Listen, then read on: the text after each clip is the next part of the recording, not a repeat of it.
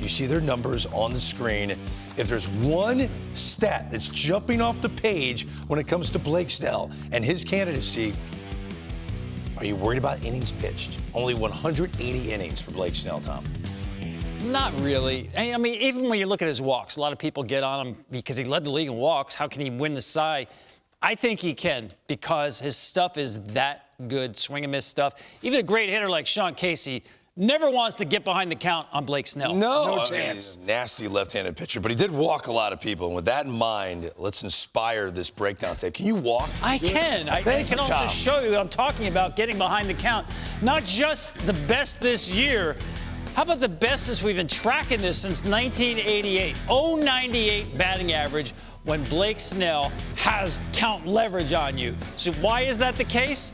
It's really because all his pitches, but especially the curveball. Look what happens when he gets ahead of the count. That curveball percentage will double. You want to see how hard that pitch is to hit? I'm going to show you why he dominates with this curveball. Look at these numbers, folks. I didn't make them up. That's not fictional. 3 for 90 when he throws. These are some of the ugliest curveball swings you will ever see in the big leagues. No offense to these hitters, but that's what he gets you to do. Ugly. Why is that? Also, you have to respect this. That's 98 right by you. So if you have to guard against that 98, 97 middle of the zone where you're still late on it, that's why you see guys commit to the curveball so early. This stuff is filthy. Think about this if you're a hitter. Let's take Christian Walker. You just see that curveball there at 79, 80. But there's also the heater. What happens when you get to 2 strikes? What are you thinking? Oh, my goodness. Am I getting a heater at 96? What about that curveball at 80? How are you supposed to cover both? Well, you can't. Watch Walker here. Nasty. Can't do anything with that curveball. That's the put-away pitch here. So Blake Snell, why is this so effective? Look how high he releases it. Only Justin Verlander has the highest release point on a curveball.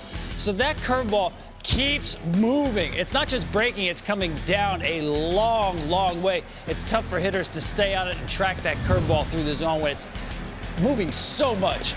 I mean, that's just nasty. Straight over the top, 12-6 curveball. I'm telling you, I don't mind the walks. There's been 2 guys, it was ages ago, that won the Cy Young walking the most batters in the league. He could be the 3rd to do it. He told me once he was tired of giving in on 3-1. And that's where the damage comes. A great hitter like Sean throwing a fastball 3-1, you're sitting dead red. Blake Snell has really had a resurgence. He's won the Cy Young before in the American League.